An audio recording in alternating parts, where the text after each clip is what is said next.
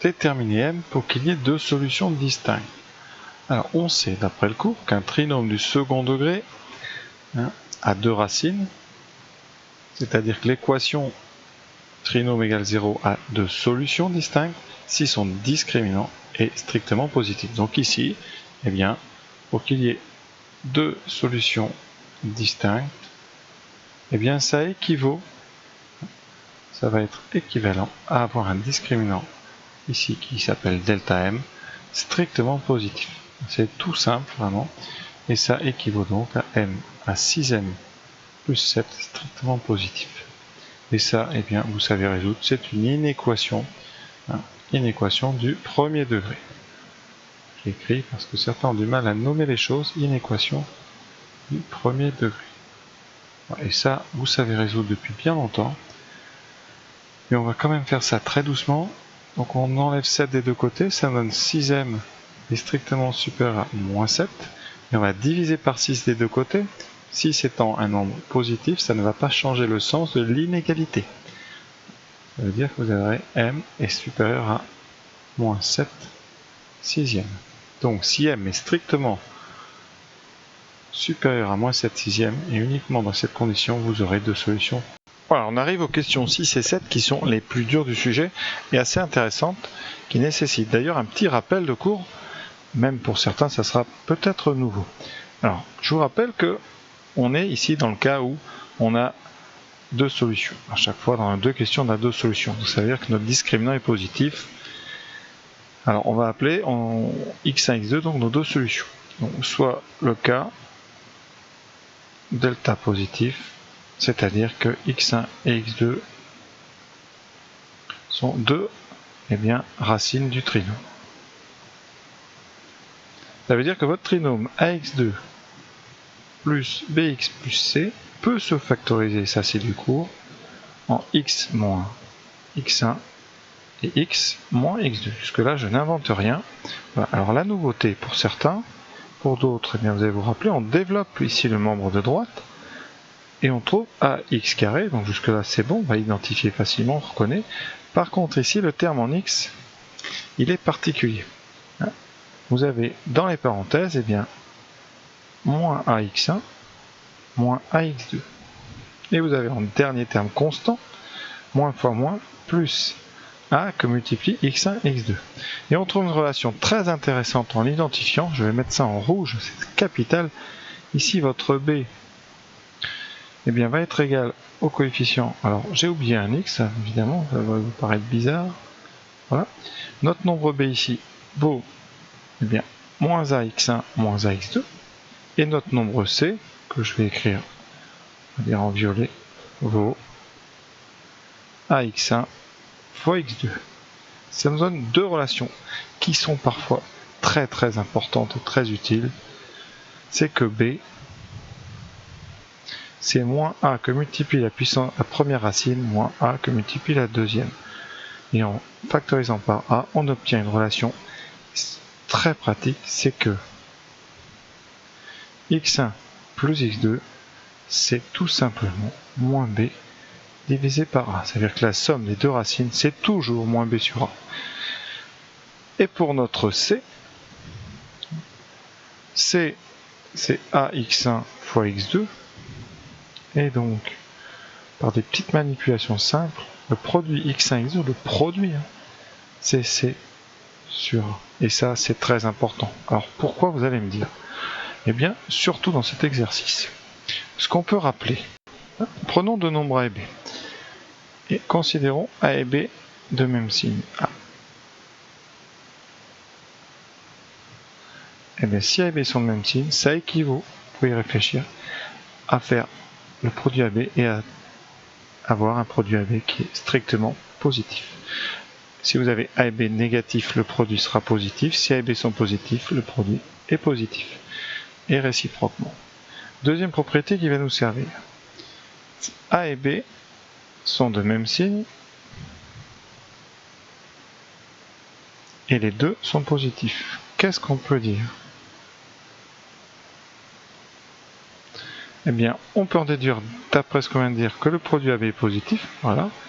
Par contre, il nous faut une information pour nous dire que A et B sont positifs. Et bien ça, si A et B sont le même signe, forcément, A plus B sera positif. Et si vous prenez dans l'autre sens, si vous prenez le produit positif et A plus B positif, on en déduit évidemment que A et B sont le même signe et que les deux sont positifs. Et on va s'en servir. Dans la question 6, on va se servir de la première. Et dans la question 7, de la deuxième. Je vous montre tout de suite comment ça va se passer. Alors, on veut deux solutions distinctes de même signe. Ça veut dire deux solutions distinctes de même signe.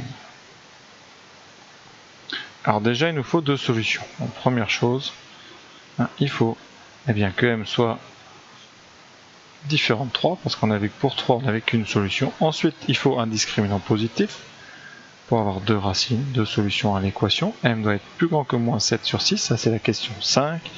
Et on doit par contre maintenant rajouter de même signe. Et de même signe, ça veut dire que le produit x1, x2 doit être positif. Et le produit x1, x2, eh bien, on le sait, c'est C sur A. Or, x1, x2 vaut C sur A, donc ici, C c'est M plus 1 demi, et A vaut M moins 3. Donc, on a M qui doit être différent de 3, M doit être plus grand que moins 7 sixièmes, et en même temps, la fraction M plus 1 demi, M moins 3 doit être strictement positive, et là, eh bien, on doit ici faire un tableau de signes de cette fraction, et pour étudier le cas où elle est strictement positive et savoir quelle valeur de M ça va nous donner. Je fais le tableau tout de suite, alors c'est un petit peu long, vous allez voir, mais cet exercice quand même vaut le coup, parce que ça permet de faire réviser évidemment ce que j'ai surligné en jaune, qui est très très important. Alors on va faire le tableau de signes de M plus 1 demi sur M moins 3, donc rappelez-vous, la variable c'est M, donc ici on aura le signe de M plus 1 demi, ici le signe de M moins 3, et là le signe du quotient des deux. On est entre moins l'infini et plus l'infini. Et on va étudier d'abord M plus 1 demi, c'est une fonction affine croissante qui s'annule en moins 1 demi. Qui s'annule avec, ici, donc je vais écrire qui s'annule en moins 1 demi. Donc on va avoir un moins 1 demi, ici avec le 0 qui est quelque part sur la montée. La deuxième, M-3, c'est une affine croissante qui s'annule en, donc M-3 égale 0, ça s'annule en 3. Donc en haut, on va avoir 3 et moins 1 demi. M plus 1 demi s'annule ici. C'est croissant, donc ça commence par des valeurs négatives. Ensuite, ça s'annule, puis c'est positif. M-3 s'annule en 3. C'est croissant, donc moins, moins et plus. On fait la division, moins divisé par moins, plus 0 par moins, 0, plus divisé par moins, moins, plus divisé par 0, attention, valeur interdite, donc on met une double barre, plus divisé par plus, plus. Voilà. Et nous, on veut ici strictement positif, donc eh bien, ce qui nous intéresse, c'est les deux parties avec les plus, qui nous donnent pour cette inéquation-là, alors je vais enlever le donc, on a M qui appartient à l'intervalle moins l'infini, moins 1 demi, union 3 plus l'infini. Voilà. Et on a maintenant à chercher quelles sont les valeurs qui sont à la fois différentes de 3, à la fois plus grandes que moins 7 sixième et à la fois dans cet intervalle ici. Alors pour ça, je vais représenter une droite et on va regarder un petit peu sur cette droite, une droite des réels, comme on fait en seconde. Vous tracez une droite, vous placez tous les nombres importants ici, donc 3, moins 7 sixième. Vous aurez aussi moins 1 demi. C'est pas la peine de mettre une échelle. Moins 1 demi.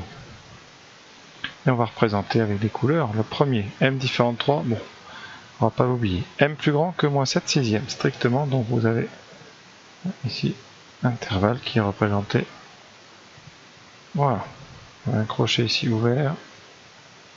Et on est à droite de moins 7 sixième. Ensuite, M doit être entre moins l'infini et moins 1 demi, donc il est ici. Ouvert en moins 1 demi. et ensuite, bien plus grand que 3, on est donc à droite. Et on va trouver la zone commune. Alors la zone commune, elle est où? Eh bien, vous avez ici une zone où il y a les deux couleurs, vert et rose. Et ici une deuxième couleur, deuxième zone, vert et rose. Ça veut dire tout simplement que les solutions, déterminer les solutions de la 6, ça sera donc S égale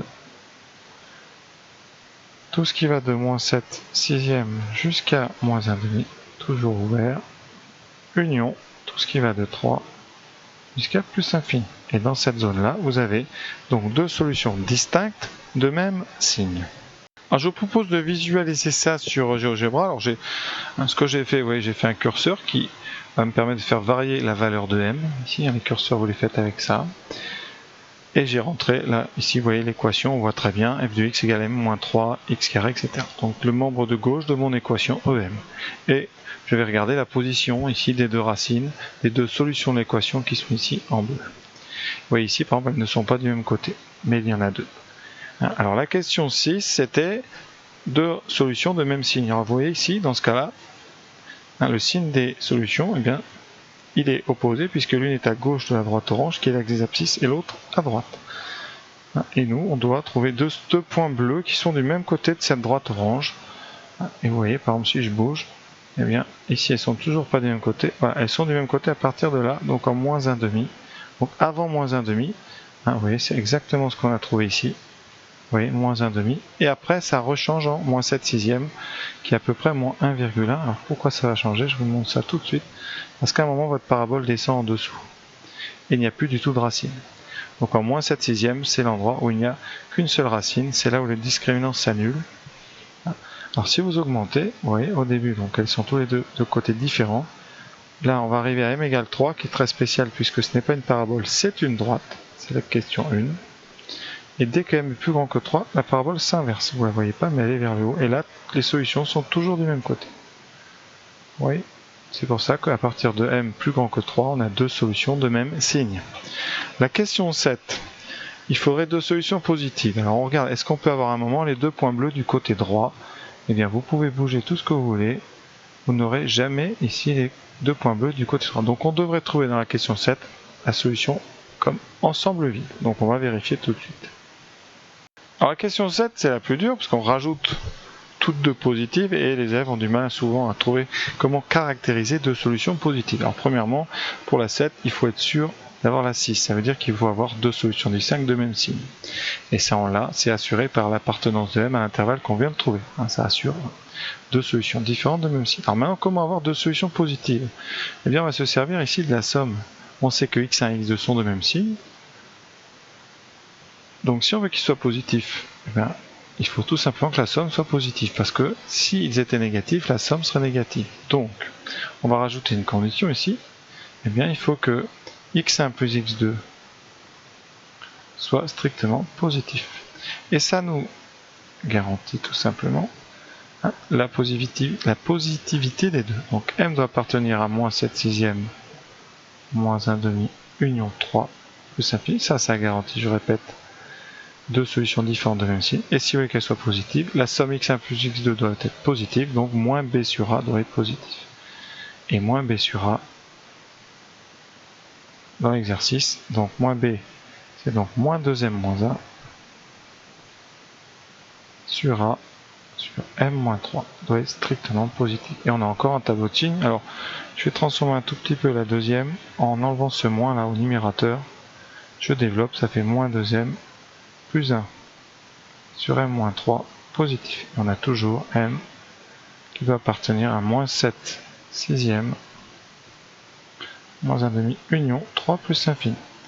Là, je vais faire le tableau de signes de cette fraction ici, comme on l'a fait tout à l'heure dans la question 6. Donc là, je fais le signe de moins 2m plus 1 sur m-3.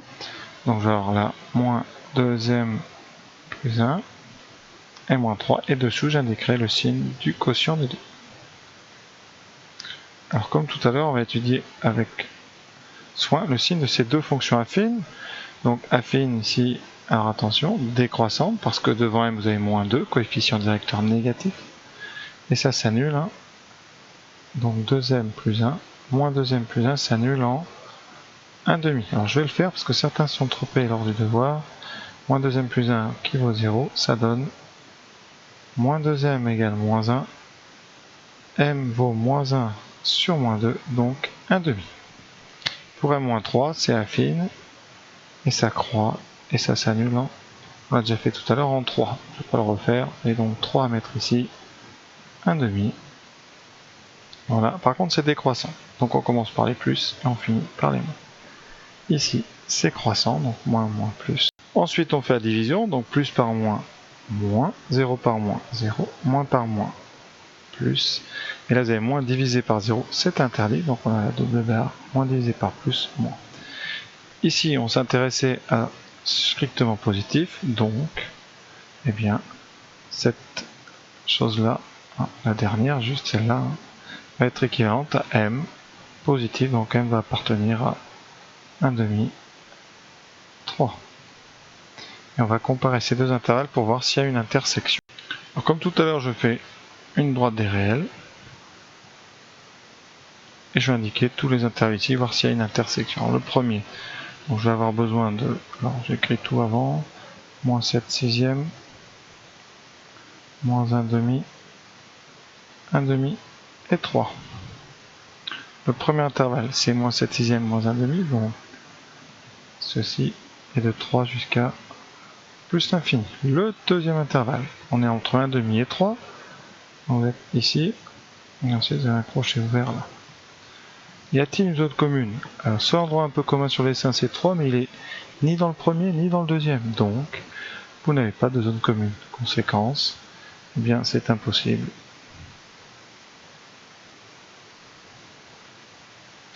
S égale ensemble 8, il n'y a pas de valeur de m pour qu'il y ait deux solutions distinctes ou deux positives, et c'est ce qu'on avait vu sur le schéma. Voilà, cet exercice est terminé. C'était un petit peu long, mais ça mérite le détour parce que c'est quand même loin d'être évident. Ça permet de bien réfléchir. À très bientôt.